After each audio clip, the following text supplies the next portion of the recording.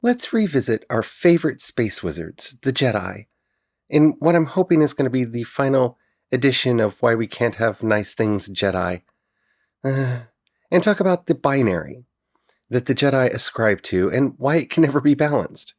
Because it can't ever be balanced. And that's either intrinsic to the universe or not. And since everything in a galaxy far, far away depends on a certain point of view as to whether it's true or not, let's really dig into it on today's episode of Project Shadow. Can you hear me? I have something to say.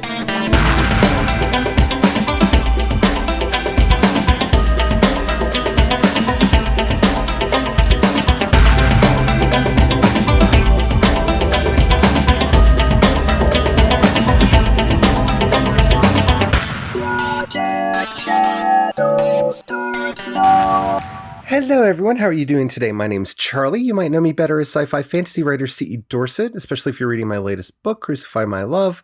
And today we're going to be talking about the Space Wizards again, and whether or not they're evil, because that was a big topic that I really took a lot of umbrage with. But don't worry, this isn't going to be like a Star Wars thing every week, because yes, Star Trek Picard's coming, and I'm pretty sure it's going to make this list.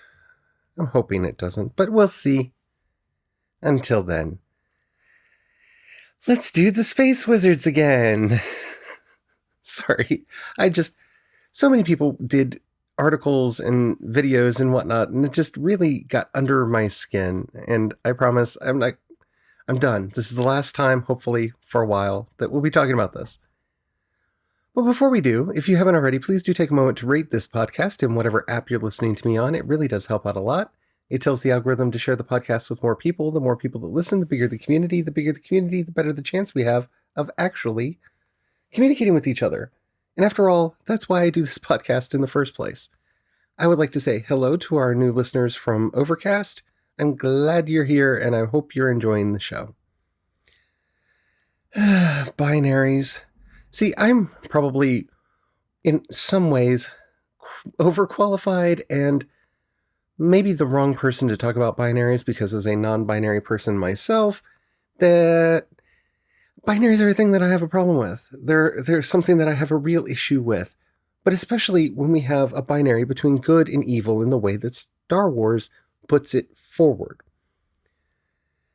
Because their narrative is based around the idea that let's just say the Chosen One, who for most of the series is assumed to be Anakin Skywalker, and I don't know, it turns out to be somebody, Rey maybe? Maybe it was Anakin and his inspiration of Kylo Ren, who then as Ben Solo actually finishes what his grandfather started, which is kind of the storyline that he had going all along. I don't know. But anyway, the Chosen One is meant to bring balance to the Force. And the Force, as we've talked about before, has two sides, the light side and the dark side. The light side teaches you to heal people. It gives you meditation abilities. It gives you all kinds of contact with the universe. It lets you communicate over vast distances and sense what's going on in the universe. And the dark side turns you into Space Hitler and makes you want to build giant planet-destroying weapons that serve absolutely no purpose from a geopolitical standpoint or an imperial standpoint at all. And yeah, it just makes you into space Nazis.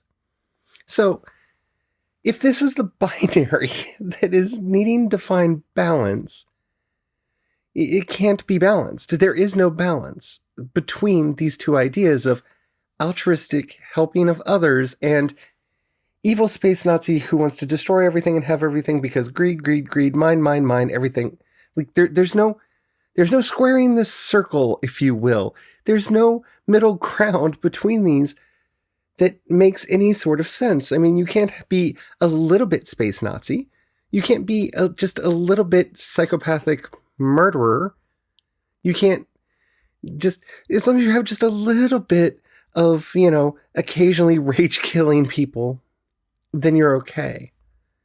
And that's the problem with the basic binary that they've put forward is, at least in canon, I'm wanting to stick as much to the new canon as I can, because As we talked about in my The Jedi Teach Children episode, yes, in Legends, there were gray Jedi, there were people that had very different understandings of the Jedi, some of which sort of gets brought into canon with the idea of the living force and all that, but all of the Legends lore that goes along with those terms is completely gone in the new canon. We don't really have the language and the lore to justify that those things really exist within the new world that Disney is giving us. So, yeah, that's a problem. That's a big problem. Because what is the balancing point between these two ideas?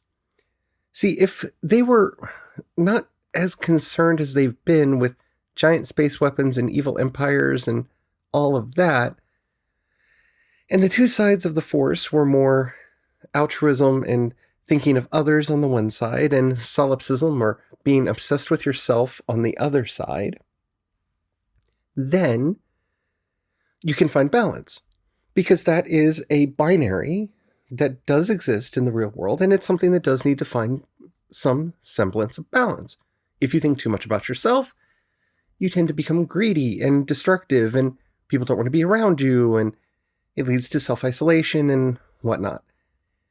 If you're too altruistic, people tend to take advantage of you. So you have to learn to find a balance between compassion and self-care. Because if you don't, you're just going to burn yourself out trying to help everyone. And as Joseph Campbell often said, the world is a mess. It has always been a mess. It will always be a mess. All you can do is take care of the little bit around you. So if that's the two sides of the Force, maybe we could find balance. And I feel like, and this isn't really going to be spoilers for The Rise of Skywalker, but I feel like I should just be a little warning here, just in case.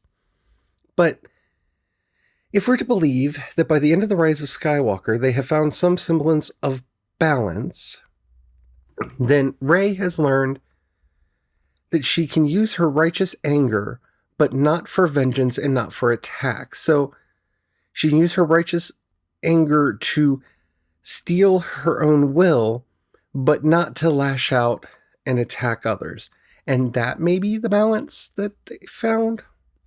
And this is the problem with any series that tackles a very deep core philosophical idea and doesn't actually build out that idea first and have a clear goal for where it's going. Because even if we throw out the sequel trilogy, killing the Emperor and bringing the Empire to its end and leaving Luke in the state that he was doesn't necessarily bring balance to the Force either. Okay, maybe Luke isn't super Mr. Goody Two-Shoes by the end of that movie, and so he's not completely on the light side. And yes, we saw him react in anger, and as Obi-Wan tells us, once you give into the dark side forever, will it haunt your destiny? So maybe the Force is balanced in Luke, but simply killing the Emperor and having Darth Vader die doesn't bring balance to the Force either. Because the image or the understanding that we have of the Force is limited. This problem is further compounded in the argument from Revenge of the Sith between Anakin and Obi-Wan, where Anakin says, "If you're not with me, then you are my enemy." Which is a very important distinction. That's different from if you're not with me, you're against me. If you're against me, you're just not working towards the same goals as I am. You're working for a different set of goals that may interfere with my own. If you're not with me, you are my enemy, literally means if you are not with me, then you are actively working against me to defeat me. To which Obi-Wan responds, "Only a Sith speaks in absolutes." Now, we could get pedantic and play with the vast amounts of sophistry that exists on the internet when talking about a phrase like this and go, well, Obi-Wan was using an absolutist phrase there, so they're both evil, yay! But that's not really helpful, and it doesn't actually get to the core of this argument. If you're not with me, you're my enemy. If that is the way the Sith think, then maybe the Jedi could think, and the middle way being, if you're not with me, you're against me? Or maybe if you're not with me, you're just not with me. But it leads to a lot of philosophical problems, because the way we see the dynamic set up between the light side and the dark side, the light side really has that same mentality. If you're not with me, you are against me. So, does that mean both the light side and the dark side are evil?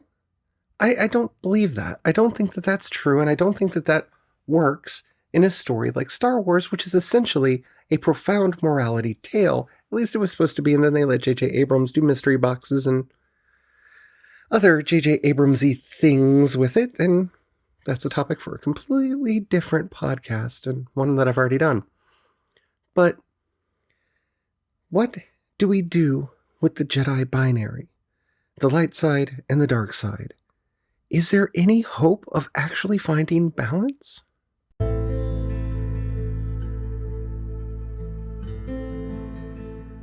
I would like to put forward that neither the Jedi nor the Sith understand what the light side or the dark side actually are. And that is the core problem with the original movies, and that's the problem with the sequel series. And not the problem with the text itself, but the problem that's being faced there. And this is secretly, and I think so secretly that maybe Rian Johnson saw this as something that he wanted to tackle, because you see the interactions between Rey and Luke in The Last Jedi kind of hinting at this. But, since we're bookended by J.J. Abrams, who obviously didn't give this much thought, it's hard to tell with how much, any of this was actually intended. But my argument would be that neither one understands, because both see the Force as a place to draw strength and not a place of wisdom, knowledge, or understanding. I would posit that the most accurate portrayal of balance that we see in all of the Star Wars movies, and, well, I'm not going to say all the movies, because then I'd have to talk about Chirrut from Rogue One, and that's a much longer discussion that maybe we can have at another date if you want to have it, but I'm going to just limit this to the Skywalker saga and say that Obi-Wan is the paragon of balance. Why? If you listen to the way that Obi-Wan in the original series actually discusses the Force, it's different from the way Yoda does, the way Luke does, the way Anakin does. And actually, in the original trilogy, it's different than the way Obi-Wan did in the Clone Wars era. And even through the Clone Wars cartoon, which I consider part of the Skywalker saga, since, a lot of the episodes are about Anakin. So, what does that mean? This means to me that Obi-Wan, while he was on Tatooine, actually found balance in the Force. When Luke asks if the Force controls us, Obi-Wan says something very important here. Partially, but it also obeys your commands. And the balance that Obi-Wan is trying to strike here in Luke, in his instructions of Luke, is that you need to listen to what the Force is telling you to do, but also add your own voice in so that the Force does what needs to happen. Because the Force, while it may have a will of its own, and that is a whole discussion of the living Force that the new canon does get rid of, but whether or not the Force has a will of its own, if it drives you towards certain actions, those actions must be mitigated by your own will. This is the secret to finding balance in the Force, and it's Obi-Wan who finds it. This is not the way of using the Force that Yoda teaches. A Jedi uses the Force for knowledge and defense, never for attack. This is what Yoda says. Now, while I'm not explicitly arguing that Yoda did not find balance in the Force, Obi-Wan is the only one who speaks out in this way. So, if you actually pay attention to the philosophy of both the Jedi and the Sith, what you actually see in Obi-Wan's instructions in the first Star Wars, A New Hope, a Jedi listens to the Force and obeys its commands. The Sith tell the Force what it should do. Remember our wonderful line by Palpatine that gets echoed both in the prequel trilogy and the sequel trilogy. The dark side is a path that leads to many abilities that some would call unnatural. Well, how can they be unnatural if the Force is a natural thing in the universe? Because they are bending the Force to their own will. And this is the difference between the light side and the dark side. The light side listens to the Force and uses that knowledge, that wisdom, that intimate understanding of the universe that the Force is giving them to guide them and move them forward. Whereas the dark side ignore that, presupposing their own goals and forcing their own will and intent onto the Force to achieve their own aims. The will of the Force be damned. And this is the difference between the two that we see Obi-Wan trying to teach Luke in A New Hope. This is the balance. The Force will partially tell you what to do, and it will obey your commands. And learning when to listen and when to talk.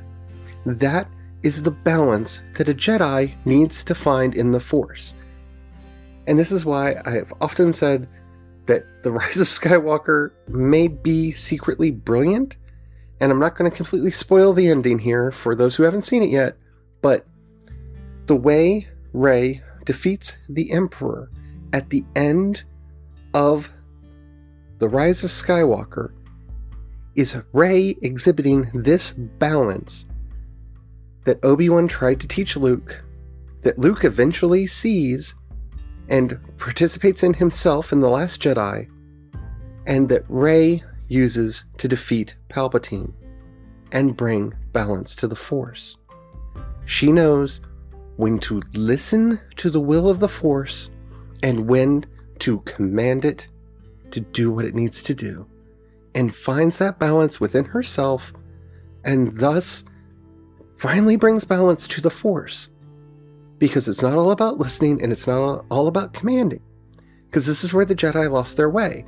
They became no better than the Sith. When you look at the Clone Wars period, they were telling the Force what to do. They weren't listening. When you actually watch the Clone Wars, and I'm talking about the animated series now, one of the few, we see Kit Fisto actually listening to the will of the Force from time to time. We see Plo Koon periodically doing that, and we see Yoda periodically doing that. Every other Jedi that we meet is either rigidly and dogmatically following what they believe is their interpretation of the Jedi Code, or imposing their will on the Force. They're not taking this dynamic approach to life where they're listening to the will of the Force and where it's guiding them, and putting their own voice in where necessary. And that is the real key to balance, and that's the real key to everything in Star Wars. Because this is why the dark side gives us space Nazis. Because once you have realized that you can use this power to make all of your wildest dreams come true, no matter how wild and weird they are, that power creep takes over. And once you've allowed yourself no longer to listen to the voice of the Force, to listen to the will of the Force, the wisdom, the compassion, and the understanding that's there from this energy field that is created by all life and that sustains all life, then you're able to bury yourself deeper and deeper into your own goals, ambitions, and completely black out the needs of others. Which is why exclusively following the dark side leads to Kylo Ren to Anakin becoming Darth Vader and to the Emperor. While on the light side, if you follow it too rigidly, you become the Jedi that caused the Empire to come into being. It was Mace Windu, Adi Gallia, and Ki-Adi-Mundi who argued, even with Yoda consented, though he saw that it was a potential dark path for them to go on, and pointed it out at the time, that rigidly trying to follow the Jedi code and imposing it on others was darkness. And there we are. And that's the secret. And that's what never gets explicitly said in the text, and why people don't understand what the balance is in the Force. And I think we have it. I think we've uncovered it. What do you think? I would love to hear your opinions on this. In the show notes, you'll find a link to the voice message system. Keep it short, keep it clean. You can either comment on this episode or bring up any other topic that you would like to hear discussed on the show. I would love to hear from you. And you can also hit me up on Twitter or Instagram. I am CE Dorset on both. You can find links to everything that I do over at projectshadow.com. I'm really excited about this idea. I think that we may have cracked it. I think this may be the secret, the skeleton key to unlocking all of the Skywalker saga. And I would really love to hear your thoughts on that. If you've got any money you can pass my way, it's awkward transitions. I hate doing this part, but if you got a buck you can pass my way, it really does help out a lot.